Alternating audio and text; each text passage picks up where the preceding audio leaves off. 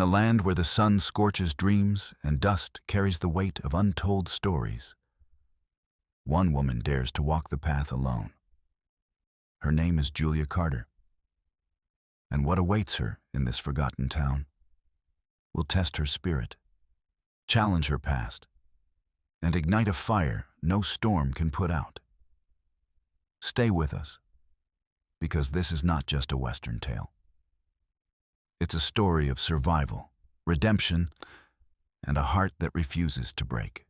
The sun was a molten brand, searing the vast, unbroken sky, its heat pressing down upon the land with merciless weight. Julia Carter's cracked lips parted as she drew a shallow breath, the air itself dry and unyielding. Her skin, once fair, was darkened by sun and dust, her dress torn and stiff with old blood.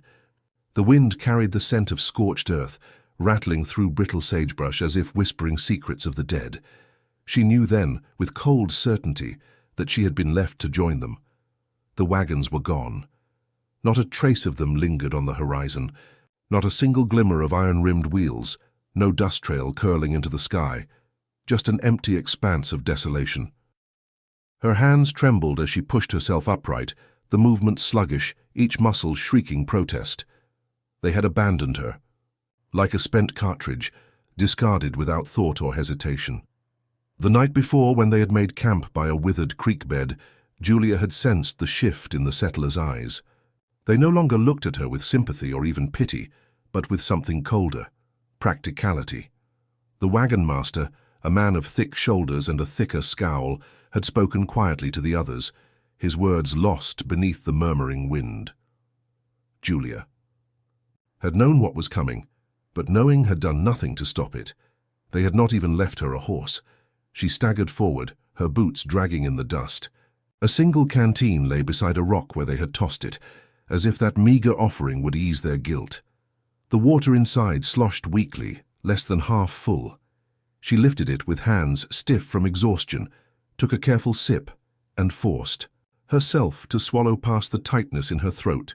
She would not cry, not for them. Her husband Samuel had been shot a week past, a bullet tearing through his gut during a raid near the trading post. He had bled out beneath the punishing sun, his fingers wrapped weakly around hers, his lips forming words she could not hear, and now he was gone. She had thought grief would be her end, had thought she would simply waste away in the back of the wagon, her body as lifeless as the man she had loved. But the settlers had other plans. They could not afford dead weight. A vulture drifted in lazy circles above her, its black wings catching the sunlight. It knew. It had seen this before. Julia pressed her fist to her stomach, forcing herself forward, step by step. The land stretched in every direction. Hard-packed earth, distant red rock mesas, dry riverbeds that promised water, but delivered only dust. The heat had a weight of its own, dragging at her limbs, settling into the hollow ache in her chest. She walked because there was nothing else to do. She walked because to sit was to surrender, and she had not yet decided if she would. By midday, the world wavered at the edges, mirages twisting across the flat land like mocking specters. She had long since stopped wiping the sweat from her brow. It was better to let it drip than to waste what little moisture she had left. Her mind wavered between exhaustion and memory. Samuel's laughter, the way he had looked at her on their wedding night, the whispered promises of a future that would never come. Then she saw the shadow. It was small at first, little more than a suggestion of movement near the rocks ahead. Julia blinked against the sun, her hand tightening around the canteen. The shadow shifted again, resolving into a figure, tall, still, watching. A man. Her breath caught, her heart pounding in her chest, a mixture of fear and wild, desperate hope surging through her veins. She had no weapon, no means to defend herself, if he meant harm. But he was alone. That at least was something. The stranger did not move as she approached.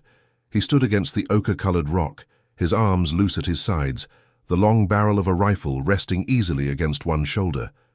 His face was cast in shadow, but she could see enough. High cheekbones, dark eyes that missed nothing, black hair pulled back in a loose tie. An Indian. The settlers had spoken of them in whispers. with fear and loathing, wild men, savages, raiders, who took what they wanted and left nothing but bones behind. Julia had never met one. She had never expected to. Now there was no one else. She stopped several paces away, swaying slightly on her feet. He watched her in silence, unreadable. She opened her mouth to speak, but the words caught in her throat, thick and useless. She swallowed hard and tried again. Her voice cracked, weak from thirst and fatigue. She cleared her throat, squaring her shoulders. I need water. The man remained motionless. A breeze stirred the dust between them. Then, slowly, he lifted his free hand, fingers pointing toward the canteen at her side. His meaning was clear. She already had water. Julia's grip tightened around the flask. Not enough. Silence. His dark gaze held hers, steady, assessing. Then, without a word, he turned and walked away. Panic clawed at her chest. She took a stumbling step forward. Wait! He did not stop. Julia surged after him, her legs nearly giving out beneath her. Please, she gasped, her voice raw. Please. He paused. The wind whispered between them, the land stretching wide and empty in all directions. Then, with a slow deliberation, he turned to face her once more. He studied her, really studied her, the way her dress hung in tatters, the way her breath came shallow and desperate, the way her fingers trembled despite the effort to still them. She was nothing to him, less than nothing, a dying woman on a dying trail. But he was still watching her. The man exhaled softly, as if deciding something. Then he moved, stepping toward her in a way that made every instinct in her body scream, to flee. But she didn't. She couldn't. He reached for her. Julia flinched, but he did not strike her. Instead, his fingers brushed against her wrist, closing gently over her pulse. His touch was warm, solid, real. Then, without a word, he lifted her over his shoulder like she weighed nothing at all. The world tilted. She gasped, struggling weakly, but she had no strength left. The desert spun around her, her limbs heavy, her vision swimming. Somewhere in the distance, a vulture cried. Then darkness. Julia woke to the scent of smoke and unfamiliar earth. Her body sore in ways she hadn't thought possible. The world felt different, warmer, close.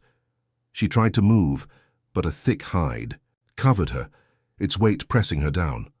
Her fingers brushed against the coarse fibers of a woven mat beneath her, and slowly, cautiously, she opened her eyes. The room, or rather, the shelter, was dimly lit by the low glow of a fire, its embers pulsing with soft light. The walls were curved, made of packed earth and timber, and smoke curled lazily toward a small opening in the ceiling. It was not a place she recognized, nor one built by any settler's hand. Then she heard it, the quiet rustling of movement, and he turned her head sharply, pain lancing through her neck, and saw him, the Indian, the man who had taken her. He sat across the fire from her, his posture at ease but his eyes sharp and aware. He was mending something, a strip of leather, working the sinew through it with practiced efficiency. His long hair was loose now, falling over his shoulders in a way that made him look both untamed and wholly in control. He did not acknowledge her at first, letting the silence stretch between them, heavy with meaning. Julia's mouth was dry, her voice rasping. "Where am I?" The man didn't look up. "You are not dead." It was not the answer she wanted. She swallowed, glancing around, trying to piece together what had happened. "You're home?" she asked, though the word felt foreign in her mouth. He nodded once. She shifted under the blanket, wincing at the dull ache in her limbs. She had been carried far. She could feel it in the deep-set exhaustion weighing her down. Why? Now he did look at her. His dark eyes were unreadable, reflecting the firelight in a way that made them seem endless. "You were dying." She had nothing to say to that. It was the truth. Julia pushed herself up, feeling the heat of the fire seep into her skin. "You should have left me." A shadow of something, amusement, flickered across his face, but it was gone before she could be sure. He returned to his work, seemingly unconcerned with her. "I did not." The simplicity of his words unsettled her. She studied him, searching for some sign of his intent, but his face revealed nothing. Her fingers curled around the hide covering. "Her? What do you want from me?" she asked, her voice quieter now, edged with suspicion. For a long moment he didn't answer. Then he set down his work, leaning forward slightly. Nothing. She wanted to believe that, but she had lived too long among men to trust it. Nothing came without cost, and yet as she sat in the warm glow of the fire, her body no longer shaking from exhaustion, she realized something unsettling. For the first time in days, she wasn't afraid. A new sound reached her ears, the distant murmur of voices, women's voices, laughter, conversation, the occasional sharp bark of a child. This wasn't just his home. It was part of something larger, a village. Her stomach clenched. If there were others, then her fate was not solely in the hands of the man before her. She was a stranger here, an outsider. She did not belong. And yet, she was alive. The man rose, stretching his limbs with an ease that only sharpened how weak she felt in comparison. He gestured toward a small clay bowl resting near the fire. "Eat." She hesitated, her pride bristling at the command, but her hunger won out. She reached for the bowl, bringing it to her lips. The broth was warm, rich with the taste of meat, and herbs she could not name. She drank slowly, aware of his gaze on her. When she finished, she set the bowl aside, licking the last traces of moisture from her lips. "Who are you?" she asked. He regarded her for a moment before answering. "Tasso Hanoi," he said. It took her a second to register it. "Tasso Hanoi," she repeated, the syllables unfamiliar in her mouth. He gave a slow nod. Tasso. The name suited him. Strong, unyielding. She hesitated before saying, "Julia." His gaze held hers, something quiet passing between them. Then, with nothing more, he turned and stepped toward the entrance of the shelter, pushing aside the hide that covered the doorway. Warm light spilled in, and beyond him she caught her first glimpse of where she truly was. Outside, the village was alive with movement. Women worked at looms, their hands deftly weaving patterns into fabric that rippled like water. Children ran barefoot across the dusty ground, their laughter rising in the air. Men stood gathered near the edge of the settlement, speaking in low, serious voices. She swallowed. This was not her world. Tasso glanced back at her. "Come?" It wasn't a request. Julia hesitated, but in the end she had little choice. Her legs were unsteady as she rose, her muscles protesting with each movement, but she followed him. As she stepped outside, the sun painted the world in gold and amber, casting long shadows over the village. Eyes turned toward her, whispers beginning like the rustling of leaves. She felt them before she saw them, the weight of judgment. A woman approached, her gaze piercing. She was older, her dark hair streaked with silver, her posture both regal and stern. She studied Julia with open scrutiny, her arms crossed over her chest. "She is weak," the woman said, the words in a language Julia didn't understand. "Tasso," responded in the same tongue, his voice steady, unbothered. The woman's gaze flicked back to Julia, considering. Then, without warning, she reached out, fingers brushing against Julia's arm. A slight frown crossed her face. She spoke again, this time softer. Tasso nodded. Julia glanced between them, frustration rising in her chest. "What did she say?" Tasso met her eyes. "She says you are thin. You need food." It was not the answer she had expected. Julia swallowed, hard, trying to regain some sense of control over the moment. "Who is she?" "My sister," he said simply. The woman, Taasso's sister, gave a final glance before turning and walking away, her posture stiff with disapproval. Julia exhaled. Slowly. "She doesn't like me," she murmured. Tasso gave the barest hint of a smile. "She does not know you." Julia crossed her arms, bracing against the weight of so many eyes upon her. "And the others?" she asked. "What do they think?" Taasso was silent for a moment. Then, with quiet certainty, he said, "They wonder why I saved you." The words settled heavy in her chest. She wondered the same thing. She turned away, letting her gaze sweep over the land beyond the village. The horizon stretched wide and unbroken, the mesas in the distance painted in the colors of fire and dusk. It was beautiful, wild, a world untouched by the kind of men who had abandoned her. She looked back at Ta'aso, meeting his steady gaze. What happens now? He considered her for a long moment before speaking. You stay. The finality of it sent a shiver down her spine. Stay. She had been given no choice when she was left to die, and now once again she was at the mercy of others. But this time something was different. For the first time since she had lost Samuel, since she had been cast aside like nothing more than a burden, she felt something unexpected. A chance, a test, and perhaps, if she was strong enough, to take it, a new beginning. The desert had a way of stripping a person down to their bones, of forcing them to face what they were truly made of. Julia learned this within days of her first lesson with Ta'aso. There were no soft introductions, no gentle easing into the ways of his people. If she was to survive here, if she was to stay, she had to learn. And learning, she quickly discovered, meant suffering. She had spent years watching her husband hunt, had seen men skin deer, trap rabbits, and carve up buffalo. But knowing and doing were two different things. The first time Ta'aso handed her a bow, she nearly dropped it, her fingers weak from hunger and exhaustion. He didn't offer her instructions, only a quiet, steady look before stepping back, giving her space to figure it out. She pulled the string, feeling the tension bite into her fingers. The raw strength required more than she expected. The arrow wobbled, uncertain, before she loosed it. It fell limply into the dust 3 feet ahead. A small noise, something like amusement, escaped Ta'aso. Julia's cheeks burned. That was just practice, she snapped, adjusting her grip.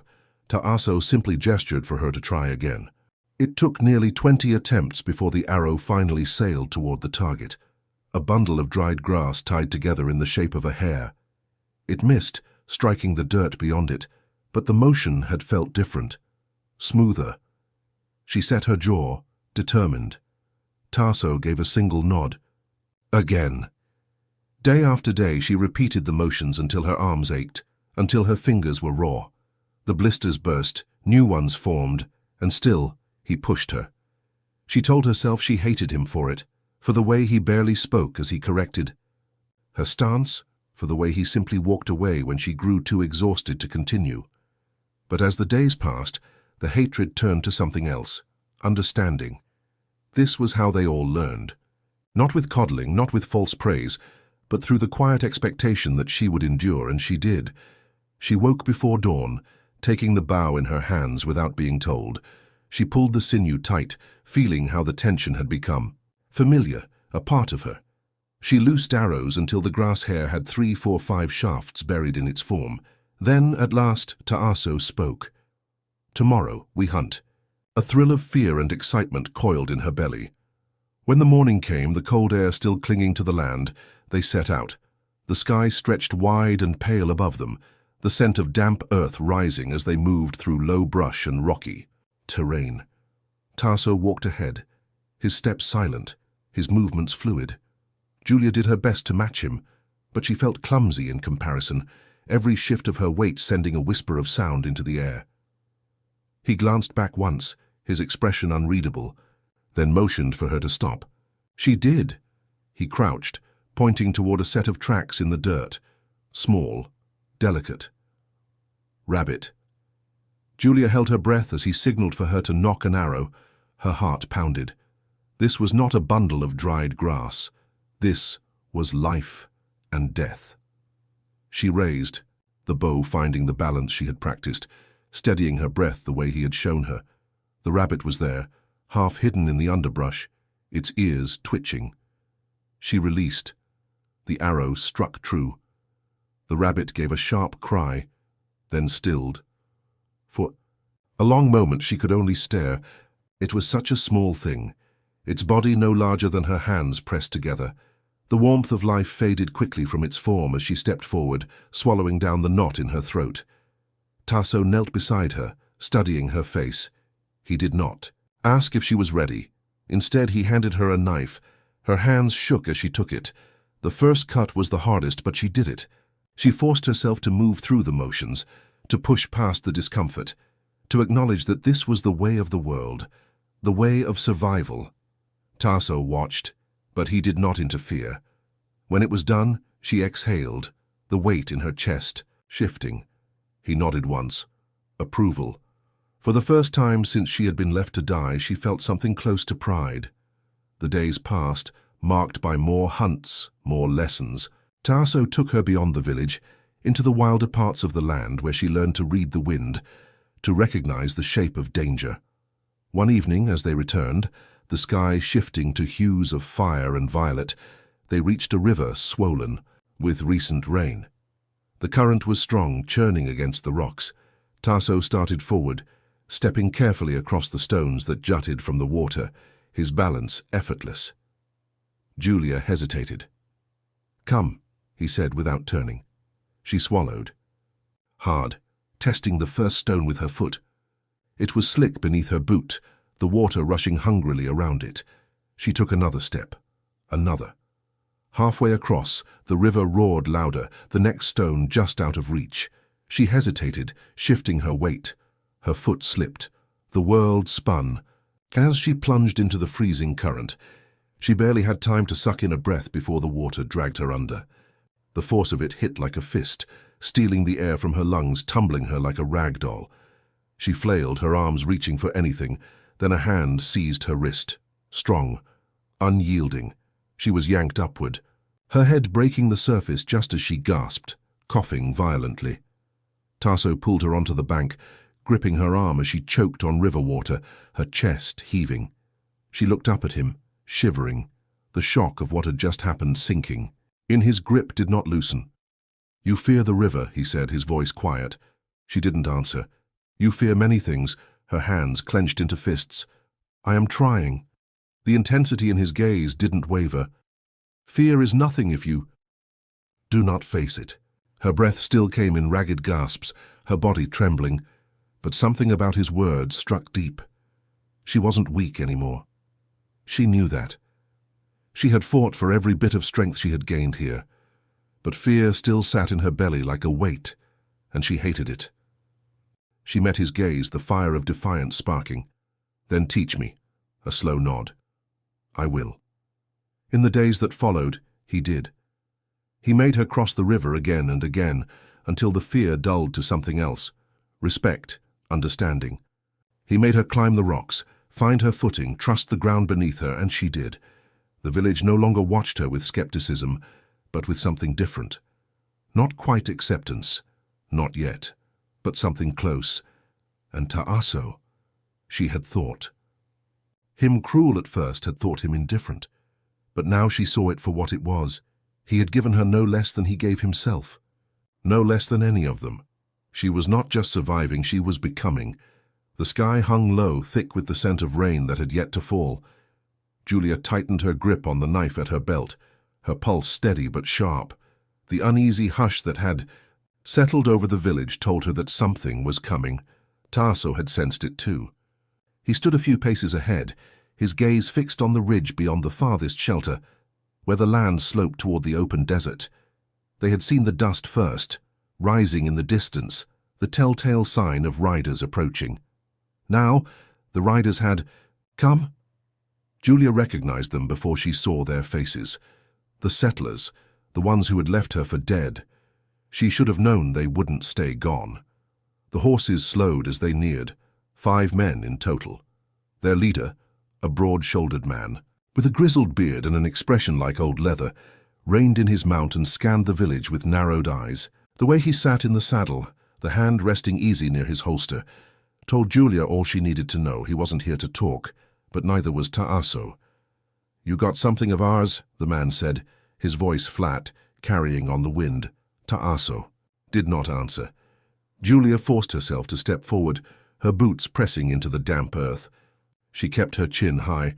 Though every muscle in her body screamed to run, the man's gaze landed on her, sharp and assessing. He spat into the dust. "Well, I'll be damned. Didn't think you'd last a day out here." Julia's fingers twitched at her side, but she didn't speak. Let them underestimate her. It was the last mistake they would make.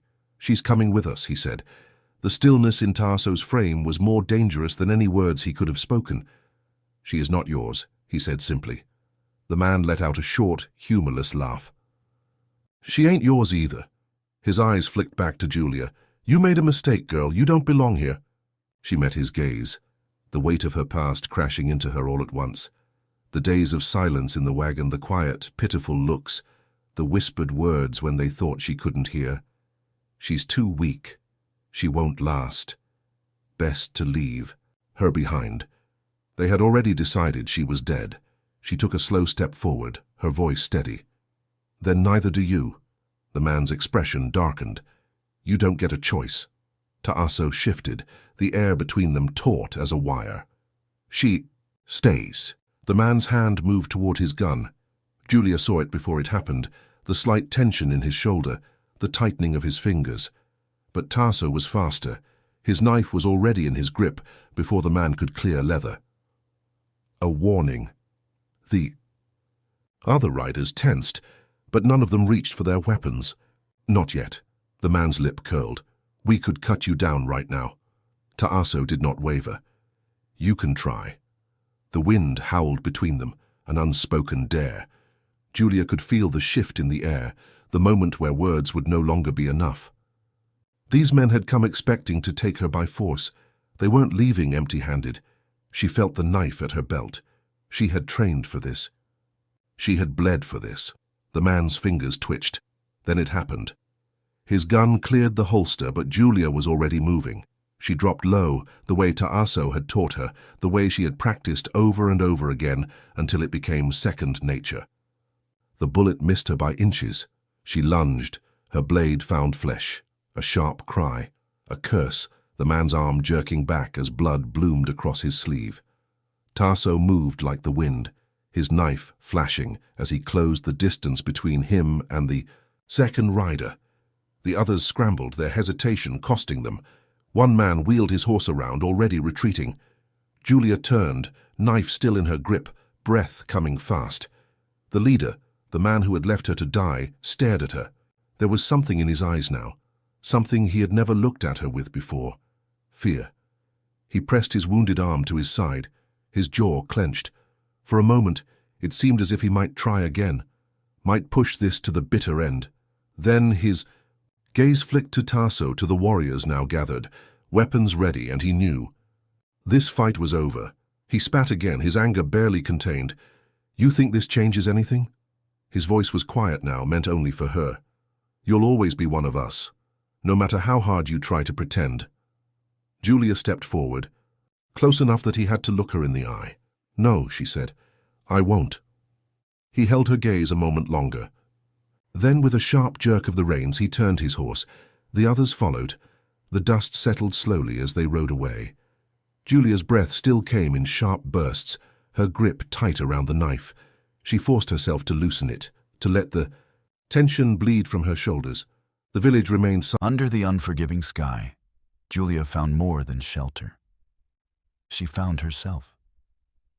In the silence of the desert, in the creak of wooden floorboards, in the echo of her own breath, a new story began. And as the sun dipped low behind the distant hills, one thing became clear. Even in the harshest places, hope can bloom. If this story touched you, don't forget to subscribe.